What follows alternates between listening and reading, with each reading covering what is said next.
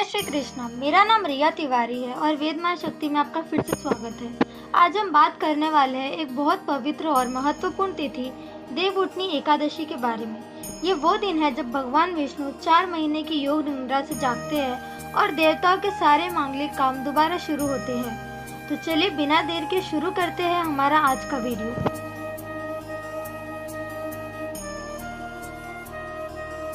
तो सबसे पहले हम जानने वाले हैं देवउठनी एकादशी किस दिन है और कब से कब तक रहेगी। तो इस साल 2025 में देवउठनी एकादशी यानी प्रबोधनी एकादशी 1 नवंबर शनिवार को मनाई जाएगी।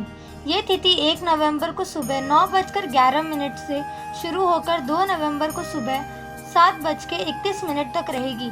इसका मतलब है व्रत और पूजा 1 नवंबर को ही मनाने का शुभ समय है और पारण यानी व्रत तोड़ने का मुहूर्त अगले दिन यानी 2 नवंबर को रहेगा। पारण करने का टाइम 2 नवंबर को दिन में 1:11 से लेकर 3:23 तक रहेगी। इस दिन भगवान विष्णु जागते हैं और धरती पर पुनः शुभ ऊर्जा का प्रभाव शुरू होता है।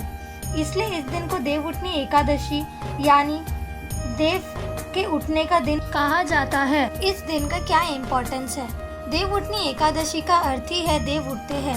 चतुर्मास के दौरान भगवान विष्णु योग निद्रा में रहते हैं। इन 4 महीनों में शादी, गृह प्रवेश और नए काम करना शुभ नहीं होता है, लेकिन जैसे ही विष्णु जी जागते हैं सभी शुभ कार्यों के द्वार खुल जाते हैं। ये दिन भक्तों के लिए नई शुरुआत का प्रतीक है, जहाँ आत्मा और ऊर्जा दोनों जागृत होती है। देवताओं के जागने के साथ साथ हमारी साधना और भक्ति भी पुनः जीवित होती है। कहा जाता है यदा देव प्रबुधान्ते तदा मंगलम भवेत्, अर्थात जब देवता जागते हैं तब मंगल का समय शुरू होता है। भगवान विष्णु के चतुर्मास में शयन होने और देवउठनी एकादशी को जागने की कथा। एक पुरानी कथा के अनुसार भगवान विष्णु आषाढ़ शुक्ल एकादशी को क्षीर सागर में शेषनाग के ऊपर शयन करते हैं और ये अवस्था चतुर्मास तक चलती है, आषाढ़ से लेकर कार्तिक महीने तक। इस दौरान देवी देवता मनुष्य सभी विष्णु भक्ति करते हैं और उनके जागने का इंतजार करते हैं। जब कार्तिक शुक्ल एकादशी आती है तब लक्ष्मी जी उनका पद सेवन करते हुए कहती है, प्रभु अब समय आ गया है जागने का, आपके बिना संसार के कार्य थमे हुए हैं। तब भगवान विष्णु ने नेत्र खोले और कहा, लक्ष्मी अब समय आ गया है पुनः धार्मिक और मांगलिक कामों के आरंभ का। इस दिन शेषनाग और सभी देवता उनका स्वागत करते हैं, इसीलिए इस एकादशी का नाम पड़ा प्रबोधनी एकादशी, यानी जो देवताओं को प्रबोध यानी जागृत करे। कैसे ये दिन तुलसी विवाह और शुभ विवाह समय के आरंभ का प्रतीक है। देवउठनी एकादशी के बाद ही तुलसी विवाह होता है, जिसे भगवान विष्णु और तुलसी माता के पवित्र मिलन का दिन माना जाता है। तुलसी विवाह द्वादशी तिथि में होती है, तो इस साल 2 नवंबर को तुलसी विवाह मनाई जाएगी। ये प्रतीक है समृद्धि, पवित्रता और शुभ विवाह का। इस दिन से शादी के मुहूर्त खुल जाते हैं, क्योंकि देवता अब जाग चुके हैं और सभी शुभ काम करने के लिए आशीर्वाद देते हैं। कहा जाता है देव उठ जाते हैं तो विवाह का काल शुरू हो जाता है। तुलसी विवाह के साथ हर गृहस्थ के जीवन में शांति और सुख का प्रवेश होता है। तो इस दिन सुबह से रात तक क्या क्या करना चाहिए? सुबह ब्रह्म मुहूर्त यानी 4 बजे उठकर स्नान करें और विष्णु जी का स्मरण करें। घर के मंदिर को साफ करें, तुलसी के पास दिया जलाएं, फिर विष्णु जी, लक्ष्मी जी और शालिग्राम जी की पूजा करें। दिन भर में व्रत रखें, भजन कीर्तन करें और विष्णु सहस्त्र नाम का पाठ करें। शाम को दिया जलाकर भगवान के जागने का उत्सव मनाएं। इस दिन दान करना भी बहुत शुभ माना गया है, खासकर कपड़े, अन्नदान या गौदान। भगवान विष्णु और शालिग्राम जी की पूजा कैसे करें? तो भगवान विष्णु और शालिग्राम जी की पूजा में पवित्रता सबसे ज़रूरी है।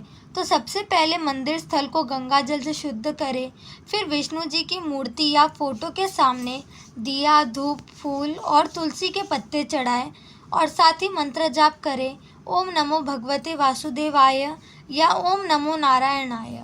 शालिग्राम जी को गंगा जल से स्नान कराएं और तुलसी पात्र अर्पण करें। पूजा के बाद प्रसाद बांटे, जैसे खीर, मखाना या पंचामृत। जो भक्ति और श्रद्धा से विष्णु और शालिग्राम की पूजा करता है उसे अखंड सुख और समृद्धि मिलती है। तुलसी विवाह विधि। इस दिन तुलसी विवाह करना सबसे शुभ माना जाता है, तो आप घर पर भी सिंपल तुलसी विवाह कर सकते हैं।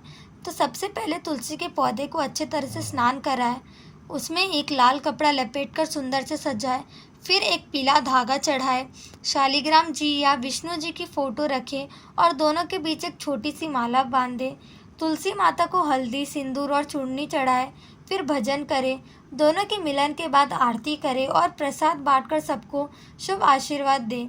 ये विवाह प्राकृतिक और परमात्मा का एकता का प्रतीक है। तुलसी जी और शालिग्राम जी के विवाह का क्या सिग्निफिकेंस है? तो तुलसी जी और शालिग्राम जी के विवाह का अर्थ है पवित्रता का मिलन, भक्ति और समृद्धि का आरंभ। तुलसी माँ धरती का पवित्र रूप है और शालिग्राम भगवान विष्णु का प्रतीक। इन दोनों का मिलन देवलोक में अनंत पुण्य देता है। जो भक्त घर में तुलसी विवाह करते हैं उनके जीवन में गृहस्थ सुख और समृद्धि स्थिर होती है। ये पवित्र क्रिया विवाह काल के आरंभ का प्रतीक भी है। तो इसीलिए कोशिश करें कि सभी लोग अपने घर में तुलसी विवाह ज़रूर करें। तो इस दिन क्या करना चाहिए और क्या अवॉइड करना चाहिए? तो सुबह स्नान करके भगवान का स्मरण करें, विष्णु और तुलसी की पूजा करें, व्रत, दान और भजन कीर्तन करें, रात में दिया जलाएं और भक्ति भाव बनाए रखें। साथ ही इस दिन ध्यान रखें कि किसी की भी निंदा, क्रोध या किसी से भी भेदभाव ना रखें और ध्यान रखें कि तुलसी माता में पानी ना डालें, क्योंकि देवउठनी एकादशी के दिन तुलसी माँ का भी व्रत होता है। मांसाहारी भोजन या नशा ना करें। इस पवित्र दिन को सिर्फ एंटरटेनमेंट में ना बिताएं, स्पिरिचुअल वाइब्रेशन पे ध्यान दें। तो इस दिन अगर आप शुद्ध भाव से भगवान विष्णु की आराधना करते हैं तो उनका आशीर्वाद आपके जीवन में अखंड सुख और समृद्धि लाता है। अगर आपको ये वीडियो पसंद आया हो तो लाइक, शेयर करें और चैनल को सब्सक्राइब ज़रूर करें। बेल आइकन दबाना ना भूलें ताकि आपको ऐसे ही स्पिरिचुअल और धार्मिक ज्ञान मिलता रहे। मिलते हैं आपसे अगले वीडियो में, तब तक के लिए जय श्री कृष्णा।